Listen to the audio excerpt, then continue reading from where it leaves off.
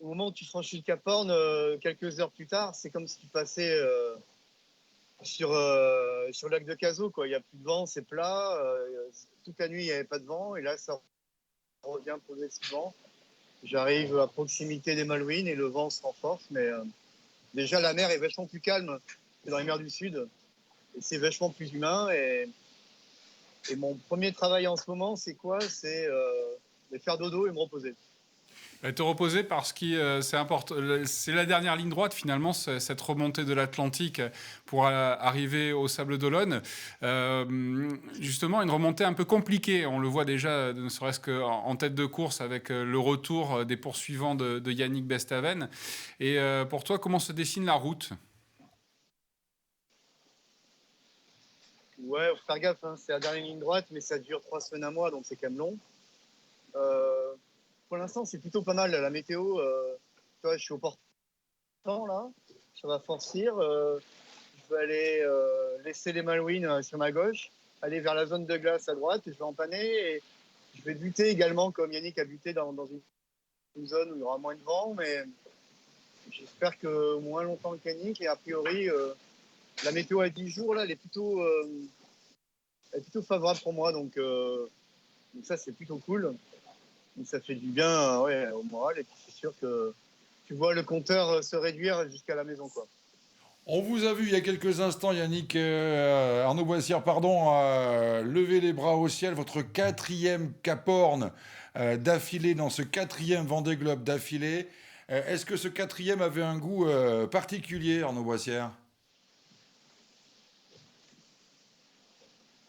Ah ben, c'est le quatrième ou le premier ou le 15e, c'est toujours un peu particulier. Le Cap Horn, c'est juste le Cap Horn, c'est juste énorme. Juste que a priori, je suis le seul à avoir fait quatre Vendée Globe, enfin quatre Cap Horn d'affilée pendant le Vendée Globe.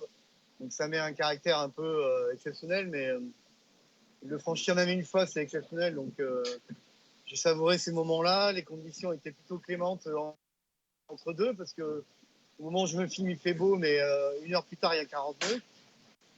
Donc j'ai savouré et c'est vrai que c'est un ouf de soulagement, même si c'est pas fini. Mais en tout cas, c'est à chaque fois différent et c'est à chaque fois prenant au niveau émotion, au niveau tension aussi, parce que c'est quand même tendu les mers du Sud. Là maintenant, ça se détend, mais il y a quand même une pression parce qu'on est quand même en solitaire sur ces bateaux-là et c'est toujours un peu extrême. C'est la course, vous l'avez dit, n'est pas terminée. Il reste encore au moins 3 semaines. Et on regarde plus devant ou plus derrière maintenant? En fait, j'ai un problème, c'est que mon problème, il s'appelle Charal. Charal, ça faisait partie des favoris. Il a eu des problèmes au départ, il est revenu, il est reparti avec quelques jours de retard. Et là, il est en train de me rattraper. Et tout à l'heure, là, tu vois, je suis à 18 nœuds là. Lui, il était à 23, 24 nœuds. Donc, à un moment, je pense qu'à un moment, il va me déboîter. On s'est écrit avec Jérémy. Et il a une voile en moins, mais il va quand même bien plus vite. Là, il n'a pas besoin de cette voile-là d'ailleurs. Et devant, mon principal concurrent devant, c'est Romain Tanasio, qui est prenable sur le papier, mais à part qu'il est loin devant.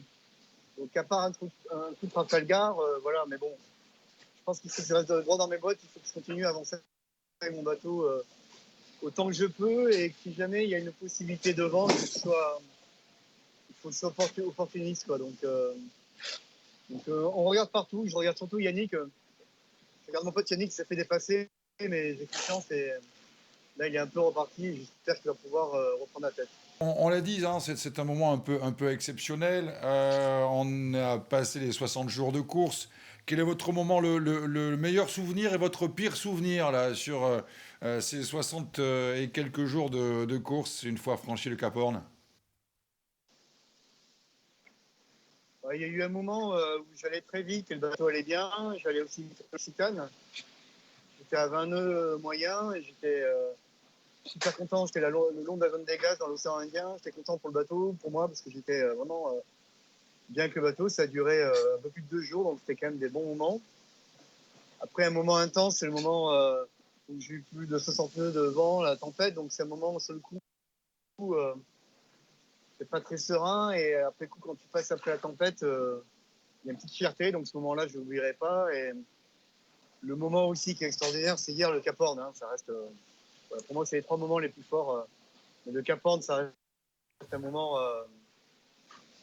super. Tu vois. J'ai même ouvert une petite bière Mira pour fêter l'événement, tellement j'étais content.